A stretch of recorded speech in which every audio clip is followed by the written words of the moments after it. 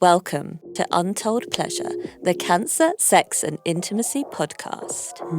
I'm Sarah. And I'm Cheryl. And we will be taking you on a pleasure-focused journey where we aim to end the shame, stigma and silence around cancer, sex and intimacy.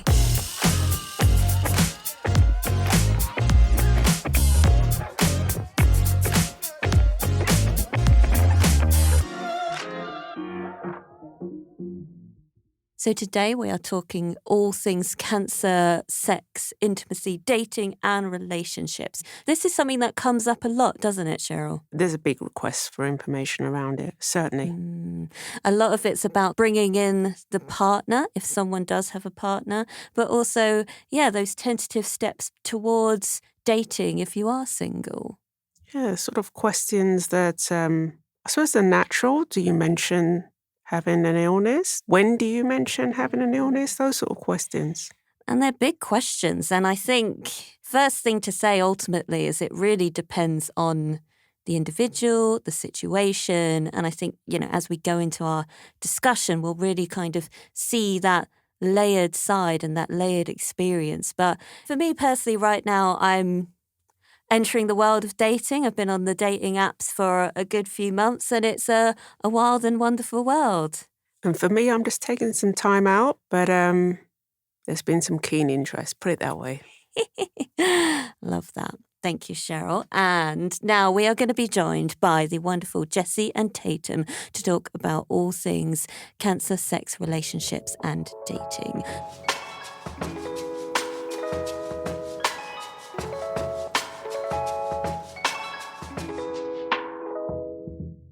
First, we're going to talk to Tatum Roeck, who, after getting breast cancer, experienced all different types of relationship and dating, and has been on a real journey of discovery and how to navigate new partners and love when cancer is part of your life. So thank you, Tatum. Oh, I'm so happy to be here. And I'm so happy that this podcast exists. Yeah. I mean, it's really exciting because this doesn't get talked about enough. Exactly. That is so true. And I think to focus today on that dating experience, new relationships, and just how fundamental sex is to that part of our lives. It's just, we're going to have definitely a fun session today. So thank you. So Tatum, can we start with you giving us an overview of your cancer journey and whether you were dating, single, or in a relationship throughout? So I was dating when I was diagnosed, and I did the thing of, you don't have to stay with me,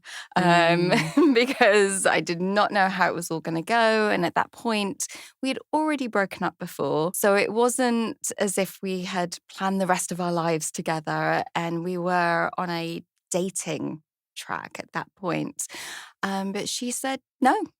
And after after first day of chemo, after surgery, sort of every momentous occasion, I said, you can leave. And she just kept saying, no, I'm staying. So I was diagnosed at 35 with breast cancer. 4 months afterwards, I'd already had some growths on my ovaries that they had been worried about. And then my mum got diagnosed with ovarian cancer. And I was living in America at the time. My mum was in the UK. And what it really did on 2 levels was I realized that I needed to leave and move back to the UK to be with my mum, who only had months left to live at that point, and to stay here for my sister who's got learning disabilities and be her advocate and be her person. So it was a big change, a lot of grief in every direction, but also really realizing how genetic breast and ovarian cancer are.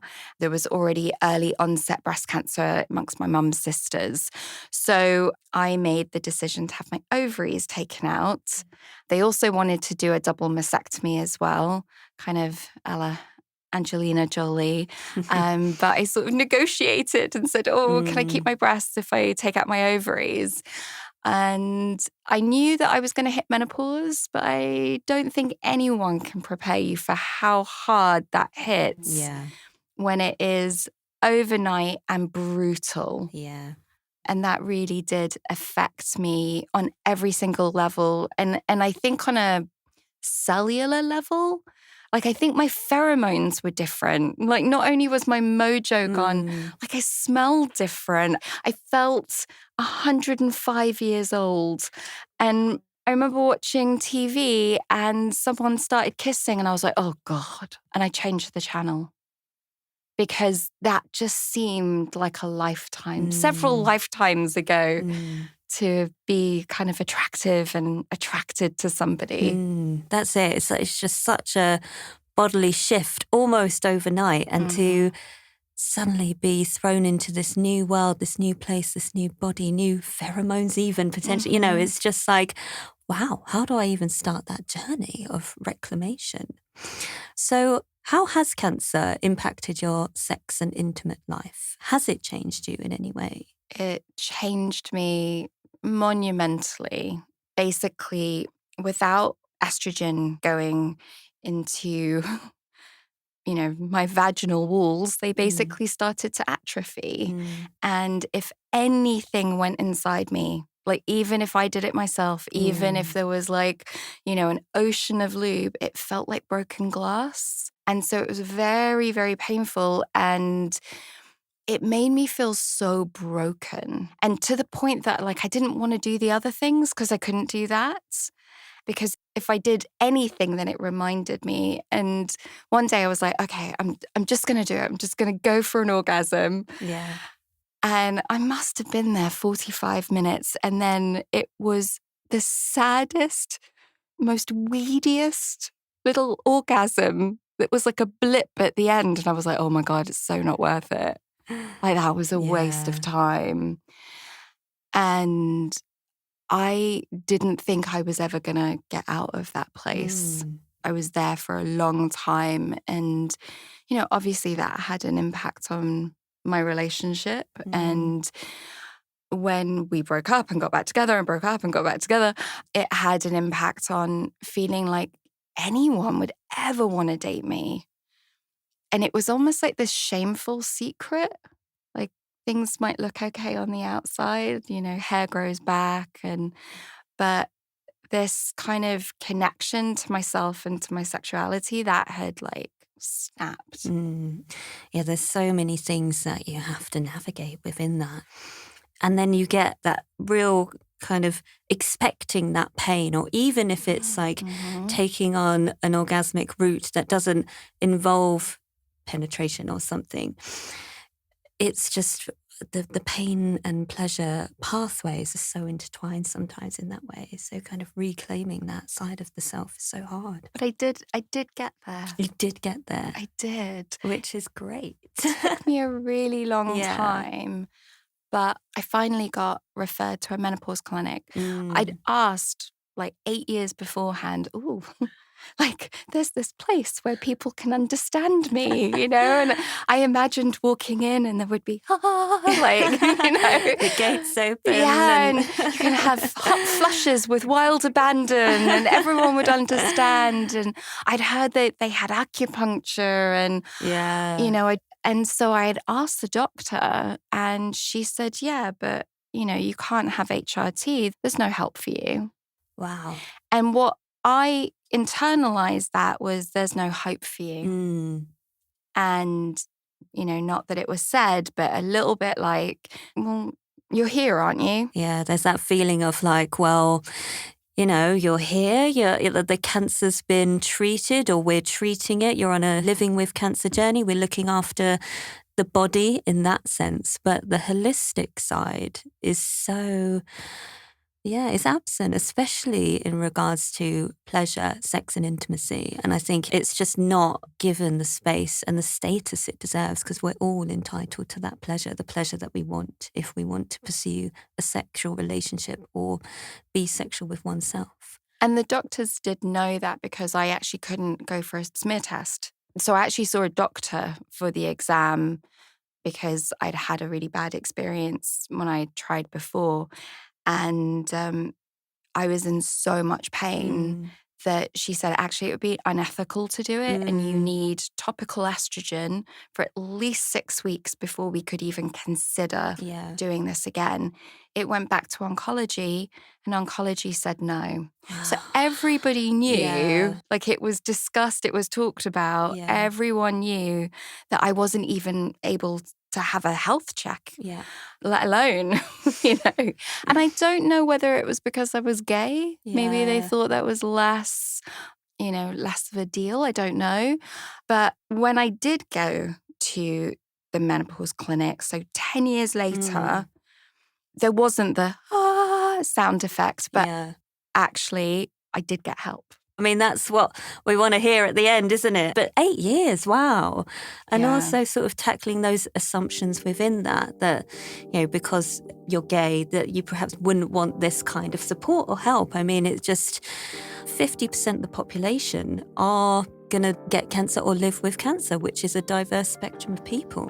So tailoring that support. But until we get to that point, we will keep podcasting and keep talking about it. But thank you, Tatum, and thank you for introducing yourself.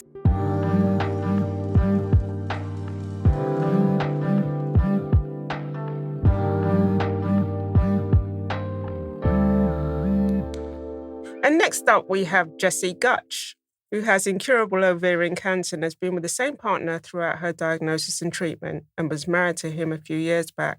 So welcome, Jessi. Thank you for coming. Thank you for having me.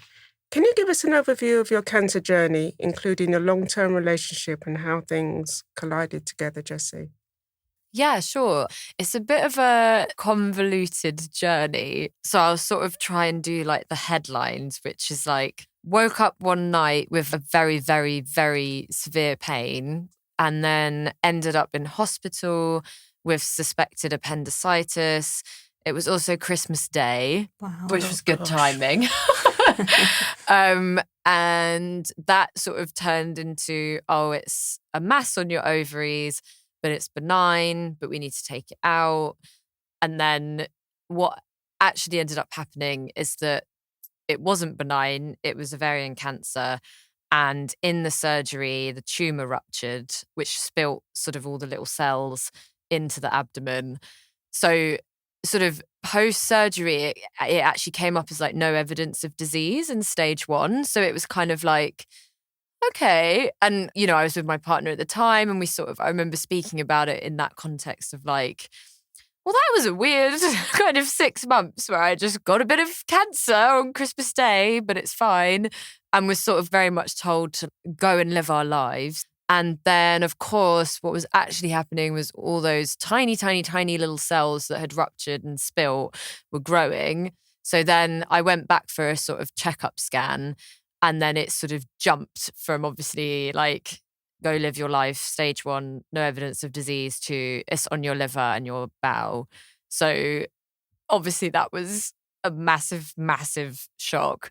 And then went into a third surgery, did chemotherapy. And then at that point, it was sort of curative intent. And then 3 months after the chemo, it came back again. So that was like real sort of like panic stations kind of thing. Because it was just like, if the strongest thing we've got hasn't worked, then what are we going to do, basically? So then it kind of became like, fuck, am I actually going to die here? And that was obviously a lot of adrenaline, very fight or flight. And then they were like, let's try some hormone treatment and a repurposed drug, which is used for diabetes, which seemed so hopeless at the time. Because I was like, I don't understand how like a major surgery and the most intense chemotherapy is going to not work, and then this is going to work. So it felt very, very hopeless. It was very, very scary. And then kind of this wondrous thing happened. It just worked really, really well. And it has kept it stable. It's still incurable, but it's kept it stable for 3.5 years. And this is a drug for diabetes? This is a drug for diabetes and hormone treatment together. Wow. So what sort of time frame are we talking about here between you going into hospital Christmas Day and then finding this new kind of miracle stability? Yeah, so it's Christmas Day 2018. And then it was 2020 when we found out in lockdown that it had come back after chemo and started the hormone treatments. Me and my partner were obviously shielding because of me. So it was very, very surreal. It was a really surreal time because we were just at home on our own. Like we couldn't see any family or friends. And we were having to contend with what if I do die in lockdown? And then he proposed to me. Oh. So that was really amazing. And we had a COVID wedding. And yeah, it's sort of beyond our wildest dreams, really, that I'd be still here now with it working. And it will be my 5-year cancerversary next month. And may we triple it and triple it and triple it and triple it. That is amazing. Bearing in mind the type of cancer that you had, how would you say that it's impacted your sex and intimate life? I guess, as is probably clear from everything I've just said, we wouldn't have been having sex, obviously, when I was having major surgery and Not chemotherapy. And then I think we were just kind of traumatized from that. The chemo I had was really intense, like it was as an inpatient. So that was just a complete washout in terms of sex. But it was like, I don't think either of us really cared. Do you know what I mean? It was just like, we're just getting through this. That's just not really on our minds. And then I think just as we were sort of, starting to be like, oh, okay, I'm feeling better, I'm feeling stronger, then found out it was incurable. And then started the hormone treatment. And like, to be honest, it just wasn't on our minds at all, again, because it was just sort of like, we're just trying to survive and just trying to contemplate what this means. And then I guess as it started to work and it was like, oh, it's stable. Oh, it's stable again. Oh, it's stable again. I guess I had a kind of such a positive association with it. It was sort of like, this is keeping me alive. This is crazy. Like we thought I was going to die and being in the menopause is making me live. So it was sort of not really a kind of negative association. But then as time's moved on and as we've kind of kept having stable scans, it's almost like, well, actually, of course we want to still be a sexual couple and we want this to be a part of our relationship again. And then I suppose I started being a bit less, the menopause, it's nothing compared to chemo. And like actually be a bit better at going, I'm still dealing with a lot of symptoms here. It's still an active treatment. I shouldn't downplay it just because it's not what chemo was like. So with that in mind, what would you say is your biggest challenge at the moment? Sometimes I find it very hard to know what symptom is what or like what is doing what. To differentiate between the menopause. Exactly. Whether it's menopause, whether it's, I don't know, whether your mood is just because of life and the world or whether it's being heightened because of the drugs. At the start, I got a lot of the hot flushes sort of stuff, but that then went. They have given me osteopenia, which for any listeners who don't know what that is, lack of estrogen can cause bone density to weaken. So you have to sometimes have treatment, sometimes have a supplement and bone strengthening exercise regime. But the main one I have is the kind of vaginal dryness pain, which is obviously very, very common.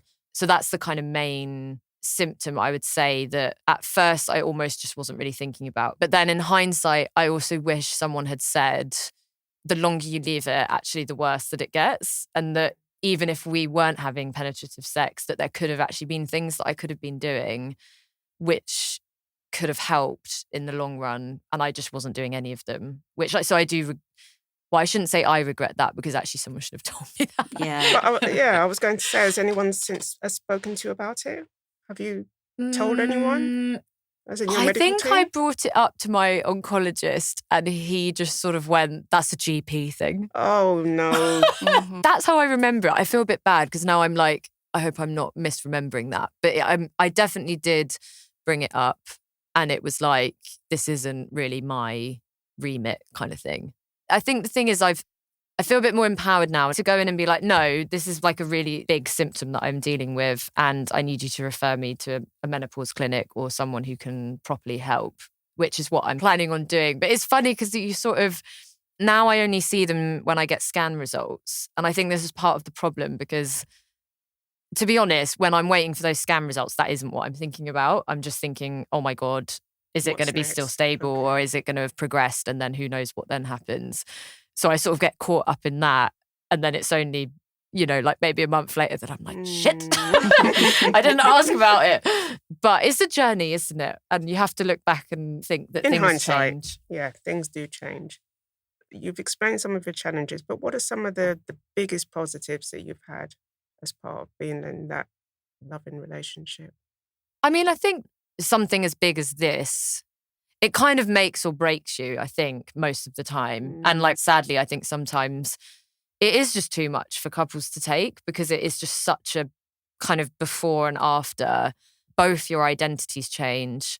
You also have very different experiences of it because it's such a different experience being a patient to the partner. And, I'm really glad to say that so far it's made us much stronger and closer as a couple. But it obviously is really difficult. But I think, I don't know, I sort of wouldn't change it. And I don't know, having someone that close to you that's kind of living it with you. And I'm very lucky to have a partner who he very much like lives it with me and is very, so nice to hear, in it. Alongside me, you. All the way.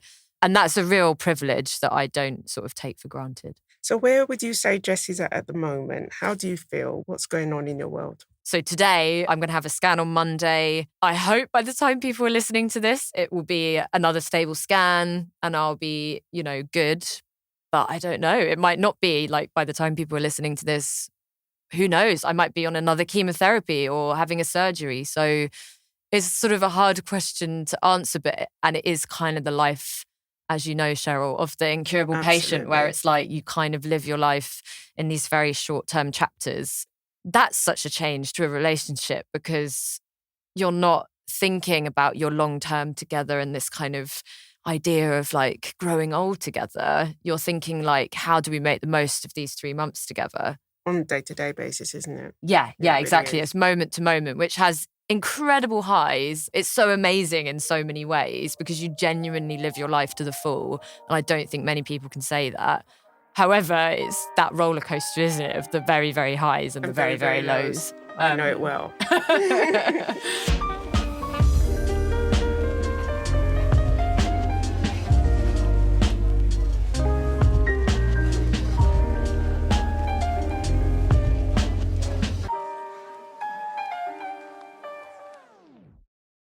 So thank you very much for coming along, Tatum, and for yourself, Jessi. Thank you for joining us. And together we're going to have a short discussion about the subject we've just touched on. All things relationships, dating, and whatever's in between of that. No boundaries. Situationships, I don't know. No boundaries. It's a new word. I was going to say I've not heard situationships. That's a new one. I like it. Maybe that's what I'm in. I don't know. I'm segueing. What about you two, Cheryl and Sarah? Ooh. What's your sort of, where are you at dating relationships-wise? I'm not dating at the moment, but in 2018, shortly after my surgery, I went to a cancer checkup, as you do. I was called to be weighed, and they called myself and the gentleman at the same time. He looked at me, I looked at him, and he said to me, "Should we skip down to the room together?" I said, "All right then." Oh my God. So we skipped down to the room, had all our checks done. He went off to see his oncologist. I went to see mine. We happened to end up in the corridor at the same time. And we got chatting. And then all of a sudden, he pulled out this card and said, "This is my card. This is who I am." Meanwhile, my son was coming into the actual clinic thinking, "What the hell? What are you doing talking to my... What, are you trying to chat my mum up in a cancer clinic?"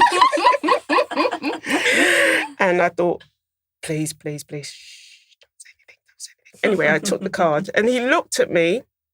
And before he actually put the card in my hand, he gave it to my son out of respect. And I just thought, oh my goodness, this is a gentleman. As if to say, it's okay, I'm not trying to do anything untoward with your mum. I just want to know her.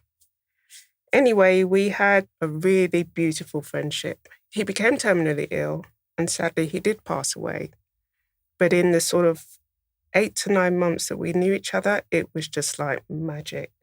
This person just took me from one realm to another. I never thought I would date someone again, but he made me feel again, alive again. And this was like 3 months after surgery. I'd literally had my abdomen open from top to bottom, but this person made me feel whole again. And it was just so nice to have been in their presence, and I still remember them, never forget them. And it's almost like no one else can live up to that person. It's really weird. Maybe I've put them in that iconic stage because they're not here anymore. They weren't perfect. I'm not perfect. But it was just so beautiful. Really feels like there was a little bit of magic just sprinkled on that I whole have situation. Never felt like that before, Tatum. In my whole life, that's the honest truth. I have never, ever felt that experience. But it was just so surreal. The way we met, the way it ended.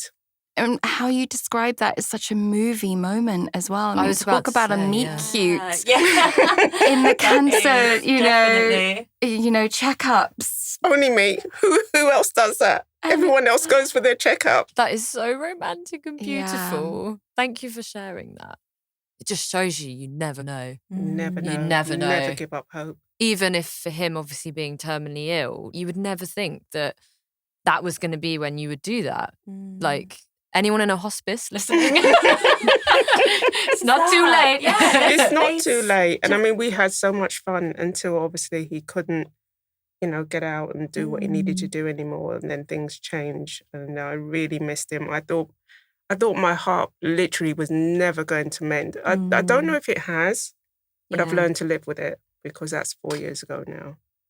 But just remembering that experience, it's so surreal. And there's that kind of familiarity. You immediately have that shared experience of cancer as well. So it's those conversations, perhaps someone that's not living with cancer Wouldn't understand. Yeah. So he didn't need to explain to me. I didn't need to explain to him. It was just a given. We even went on holiday together. Amazing. On holiday, and I thought, I don't go on holiday with strangers. A strange man, you don't know him, and you're going on holiday, but there was something about him that said, you can trust him. And funny enough, he said the same thing about me. He said it to his friend who was at the clinic with him. I know I can trust that woman. Yeah. But how did you know that? He said, I could just tell.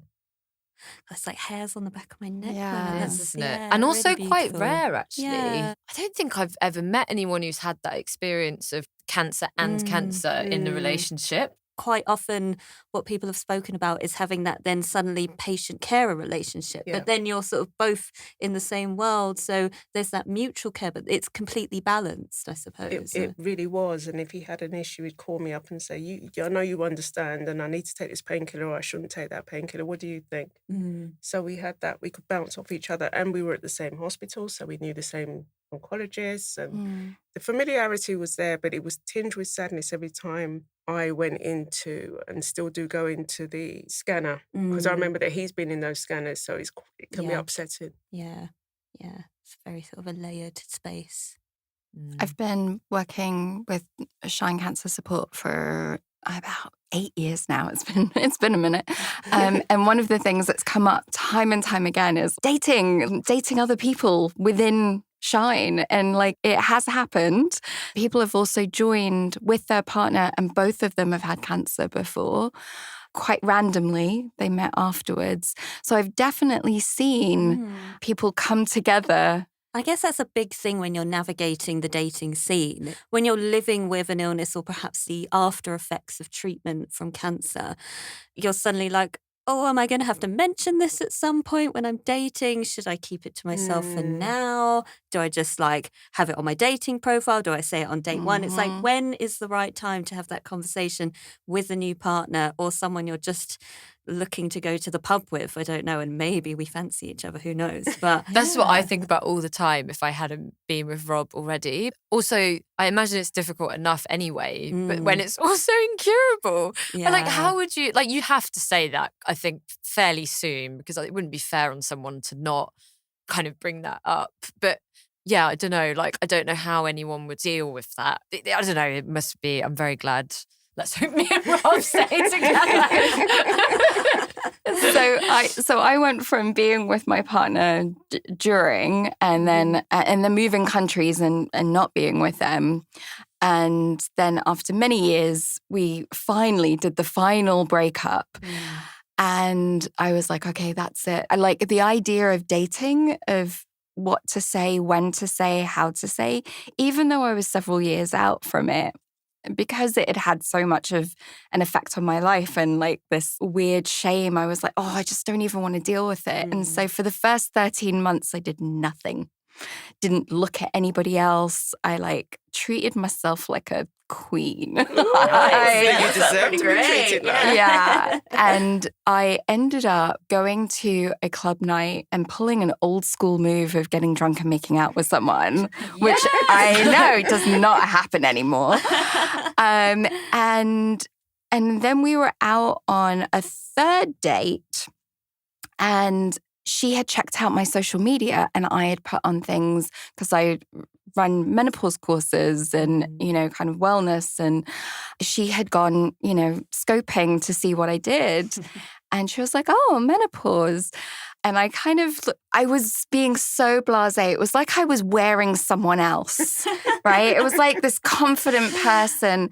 And I won at a game of indoor golf or something, like on our date. And the thing was, like, whoever won would get to, you know, take the other one home. But I was thinking, like, I don't know how this all works out. And then at that point, that's when the fear went through me, like, oh, like she expects to fuck me. When do I say? At what point of your sort of journey was this in terms of like the physicality? I was still like in pain, but I had started. So I'd been to the menopause clinic, and I definitely want to share with you, like if you haven't been there, the wonders of what happened. But that particular night, I was like, ooh, what am I going to do? What am I going to do? And she said afterwards that I seemed so confident. And we went for dinner. I was stalling. I was like, oh, I'm really hungry. Let's go and get something to eat. So we're there, and she said, so is there anything else about the menopause that I should know about? And I was like, oh, you just open the door. You've got to do it. You've got to, like, the question is there. So I went, yes, actually. I haven't been able to have, penetrative sex, and it's really painful and all this kind of thing. And I've been to the menopause clinic for rehab. And she just went, I did that too. Wow. Oh. And I was like, what? There's someone else? What? Yes. So not from cancer though, but she had vaginitis, which is when basically it kind of closes up. So someone has a response that when anything tries to go inside. Vaginismus. Oh, yes. That's the one. I say it because I have vaginismus. Okay, yes, yes. Yeah, what did I call it? Vaginitis. Was it you two on a date? That would be the best twist ever. So she was like, oh, did you get dilators? And I was like, oh, wow. Like, we're in. And we had this discussion, and she looks at me and she was like, yeah, I totally get what you're going through. Wow. Do you want to get out of here? And I was like, I already have the Uber called.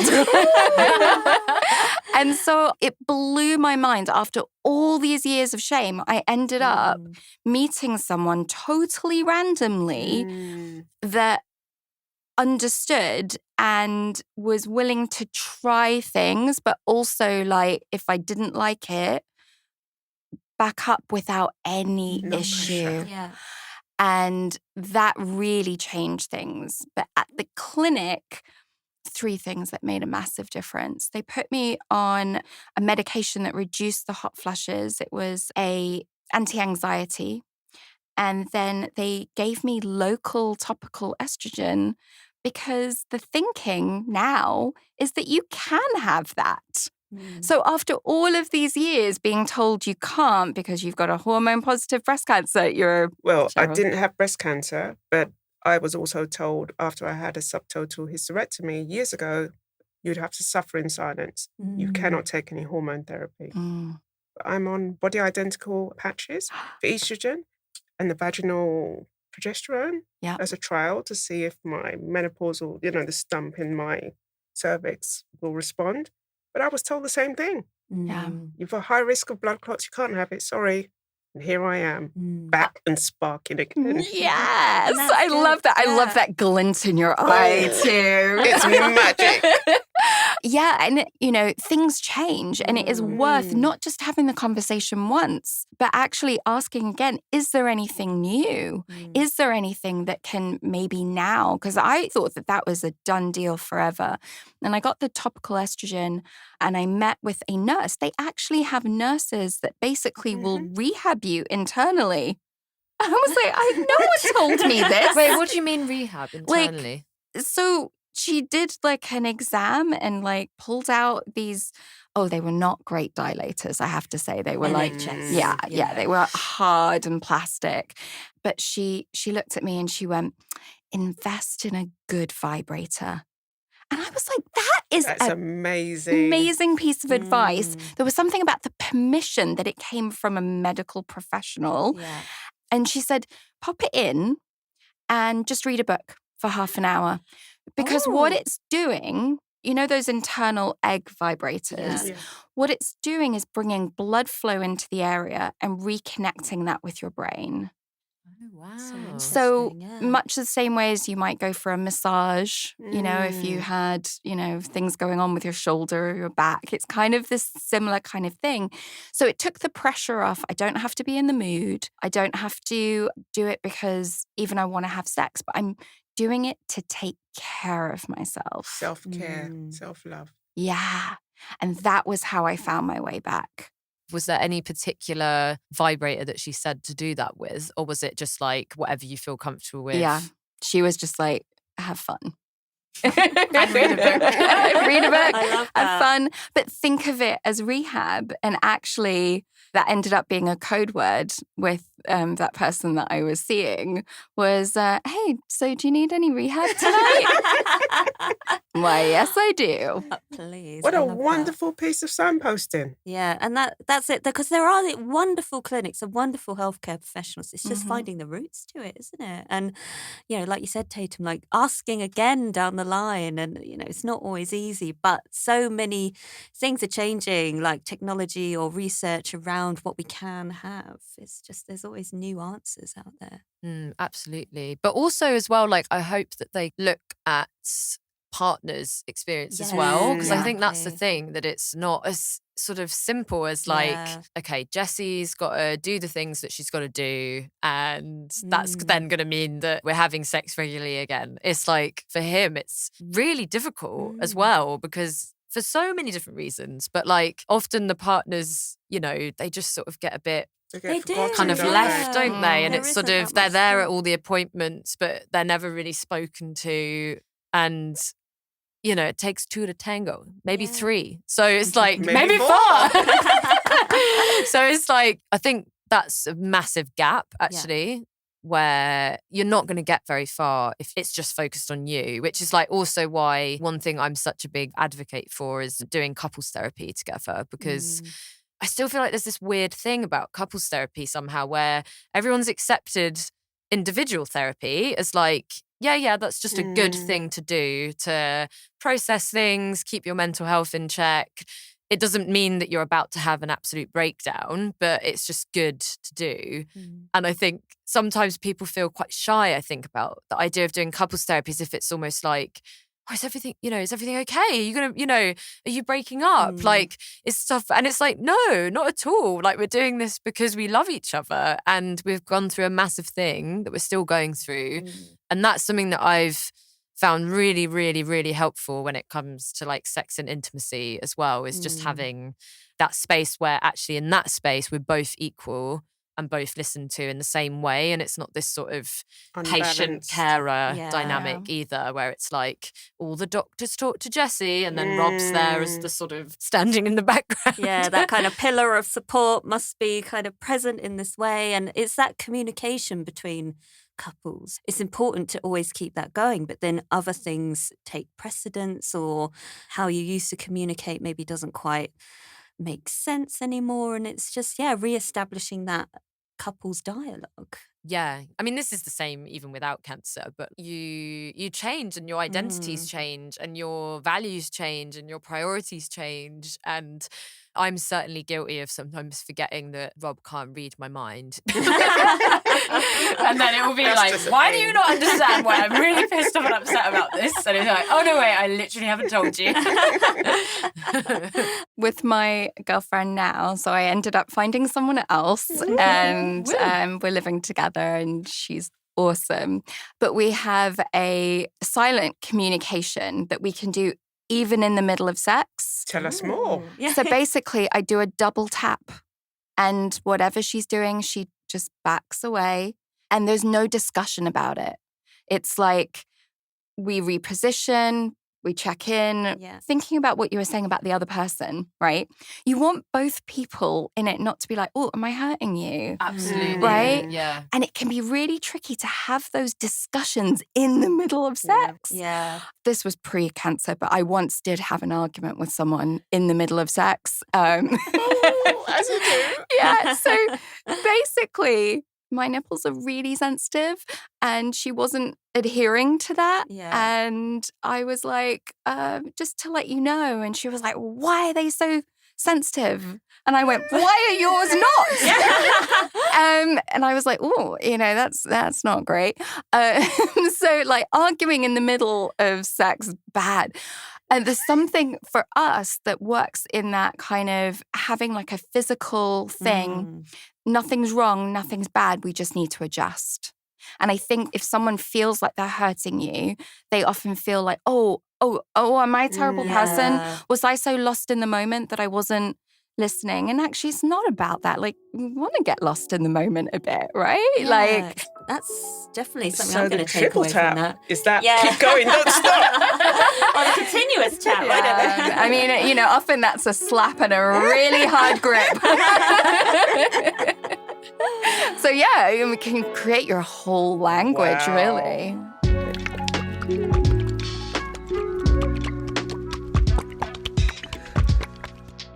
So I want to know about you. Yeah, so at the moment I would say dating, but I didn't date for probably 3.5 years, or kind of tentatively tried over a year. And then I feel like now I'm in like a kind of dating renaissance, I would say, which, sounds quite grandiose, but it really feels like that for me because there was such a long period of not desiring anyone. Like I masturbated a lot, the libido was present, brilliant. And because my cancer was not hormone sensitive, Hodgkin's lymphoma, I was able to go on HRT to really combat those menopausal side effects. So my libido was present, my vagina was beautifully self-lubricating, whatever, but I had no desire. I didn't really want anyone.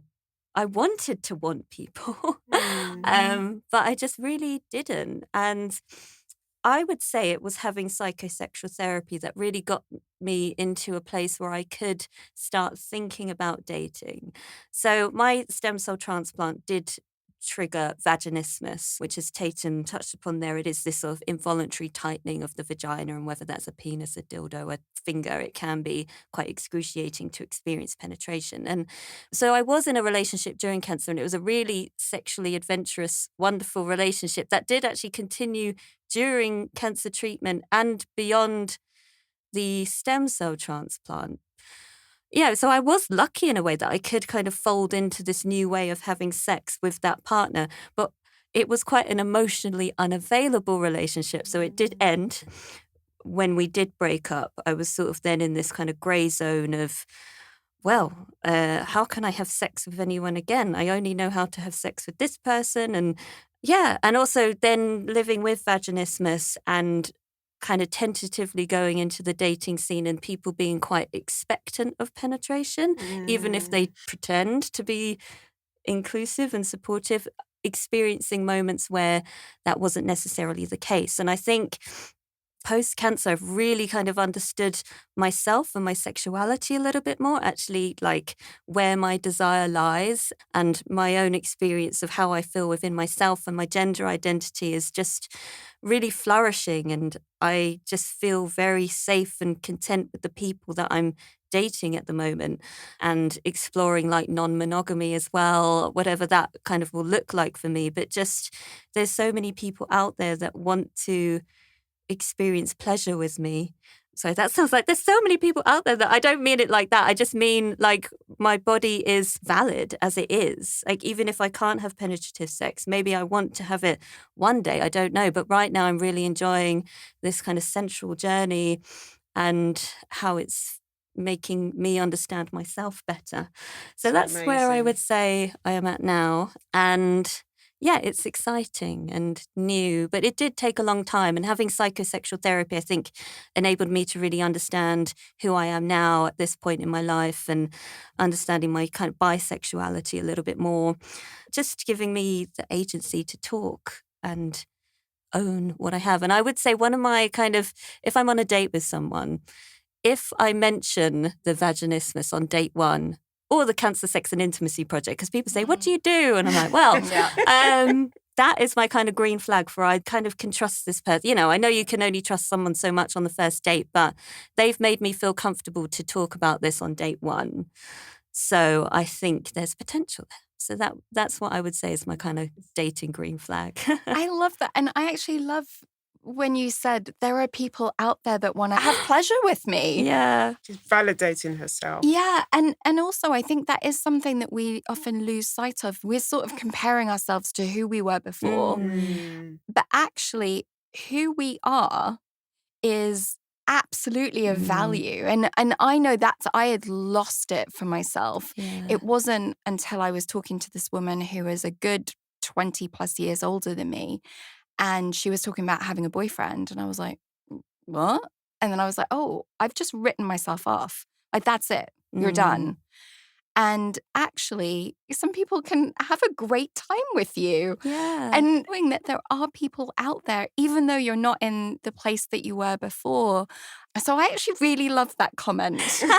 As much as I was like, well, my ego, let's check that. But it's exciting. It's exciting, I think. And for kind of sitting in shame and feeling broken, basically, for such a long time. And as much as I can intellectually say, yes, there's so many other ways to have sex, and it's then in practice just these expectations that society puts upon oneself, and we're moving through this world, so of course that's what we're absorbing into our soul to some extent, but just breaking down those expectations of the self. And if there are people that you encounter that expect something of you that you cannot give, then they are not worth the time. No. Absolutely. If there are any sort of cisgender men in relationships with cisgender women listening, let's hope. Because actually, I think a lot of cisgender women in relationships with cisgender men, there's so much shame. I think a lot of it is to do with that sense of, if I can't have penetrative sex with a penis on my boyfriend, partner, whatever, then that's like us done. I think that's the thing that I just so hope that people can kind of feel empowered to like explore together, even if that is the kind of sex that you've like mainly had in the past, that actually there is like a whole other array of things that you can do. Like I've met women who are just in that shame mode because of just that very specific type of sex that they can't have. There's so much else that can be done and to have pleasure. So I agree, it's really amazing to hear you talk about it in that way. I think it's that redefining what sex can be and allowing yourself to explore new routes to pleasure, find new erogenous zones and things like that. So, and absolutely giving yourself agency to do it. Yeah, exactly. And that the person that you're with, whether that be for 5 minutes or 5 years, is someone that's responsive and fun and, you know, will listen to whatever it is that comes up during that time. And sometimes you can get a really good spidey sense, like right off the bat, and you're like, yeah, baby. It's just having that openness, isn't it? To be like, let's just have fun together in the way that feels good to both of us. And that might change, and inevitably it will change and develop. Our bodies are changing. Like if menopause is part of it, actually, sometimes you need different kinds of stimulation than you used to before. So it can be this really exploratory time. And they were saying kind of crank up the vibrators. Like it's generally speaking a little bit more intense after menopause. And I think that we can kind of claim this back. I used to be a health coach on group calls about menopause, and this was women that did not have cancer, right? So this was people that had regular menopause for the most part, and they were angry. Oh, they were like, we need help. This is, and I'm thinking, wow, and they don't have cancer too? But we minimize it massively. We do. And actually, I think that we can claim that. We can I was like, I'm going to take something from these very feisty women and, try and channel that out there a little bit more into the world. A friend of mine was like, you know what? I'm not getting Botox. Let them see my frown. That we can use a little bit of that in our community. And we're so good at sort of oh yeah, we did that. And yeah, it was tough. We got through, you know what I mean? But actually, there's more. Yeah. And pleasure should be something that we're worth it. Absolutely. And also, I was going to say, not affiliated to L'Oreal. But also the other thing is all cancers, particularly incurable, it's this mental frame of I'm just glad to be alive. That's enough because I thought I might die. And it's just no, that's not enough. And if you are going to be alive, you might as well fucking enjoy it and be having amazing sex. Well, that's it. I mean, so many people are living with cancer now, and it is come on, we need the quality of life. And sex is so integral to quality of life, I think. And it's just, please, ask us those questions, bring us the support, signpost us, refer us to the menopause clinic, And I know not every cancer centre or, it's hard to find that support, but it's a big online community now and finding the people that can help and peer support, it really comes back to that. And I think owning that word, it's sexual health. That's right. So we can talk to our healthcare providers. It is actually covered. Yeah. That there is that pathway. It does exist, but sometimes, you have to ask more than one person. Yeah. And just letting them know that it's not just about having a scan. I might want some pleasure as well. Yeah, exactly. Pleasure in the scan. Pleasure in the scan. Can that be arranged? That would certainly make MRIs a lot more fun. Wow. Yeah, my mind is slightly blown. I think that's that quite an idea there, yeah. Any kind of funders? I don't know. Passing the dildo.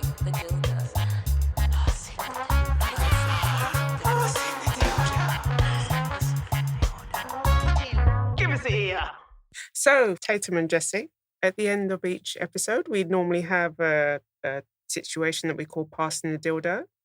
So can you describe to us a situation that you normally place yourself in to have pleasurable fun without it being sexual? So what do you do to feel intimate with yourself? You think of a situation and I've passed you the dildo. Thank you for the dildo. It's a very sweet dildo. It's an introductory dildo, isn't it? It's quite calming. Yeah. I don't know about that. We've slapped it a bit. Yeah. Yes. So my way, and this is actually something since cancer, I think, because before cancer, I was one of those people who was very shy about dancing. I was very much one of those people where it was I need 5-6 drinks to dance kind of thing. Mm-hmm. And then since having incurable cancer, I mean, one of the most amazing things is that you do not give a fuck about so many things that you used to be anxious about, because it's I'm literally facing my death here. So a bit of dancing is fine. And then sort of since, often it might be at home, I've just got music on and then a certain song comes on. Mm-hmm. And I just kind of have this urge just to dance on my own and, really kind of feel yourself.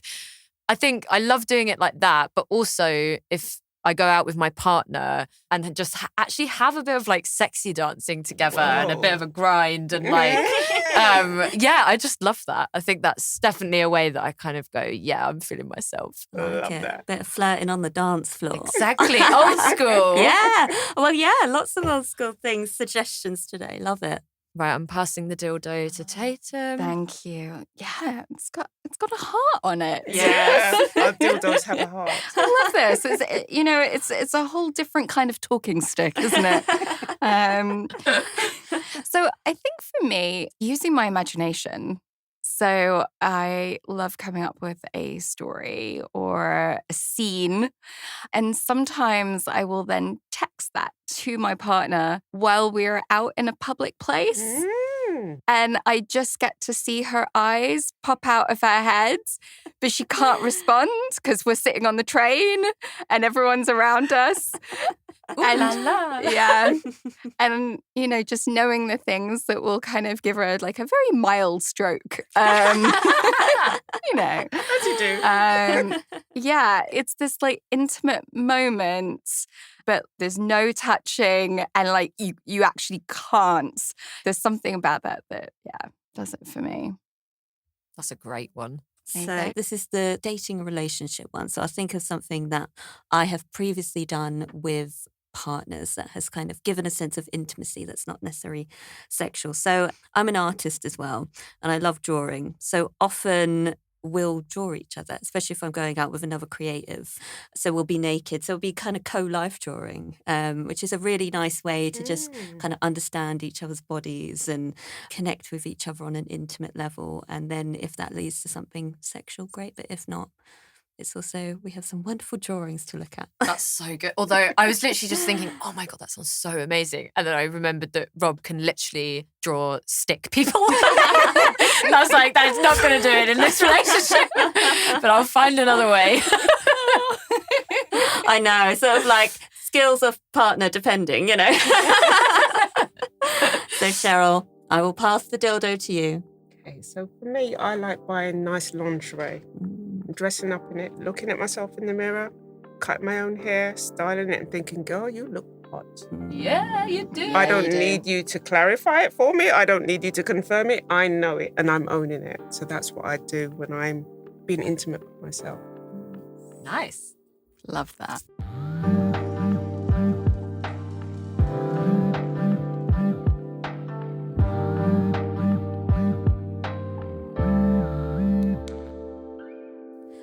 Well, as ever, what a brilliant discussion that was. So thank you so much, Jessi and Tatum, for joining me and Cheryl to talk about all things relationship and dating. And yeah, it just goes to show that every experience is unique and every experience is valid. And there needs to be the space for that kind of discussion. Next week, we are going to be talking about navigating cancer, sex and intimacy as a queer person. So we encourage you to join us however you identify. There are always things we can learn from each other. So thank you for listening today, and we look forward to being with you next week.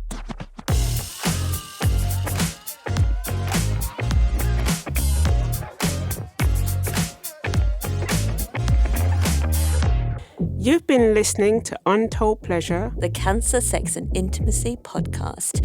Please like, rate and review this podcast because that is the best way that we can get this far and wide to the cancer community. Please also follow us on Instagram at sex_cancer_intimacy or drop us an email on cancerandintimacy@gmail.com. And keep passing that dildo.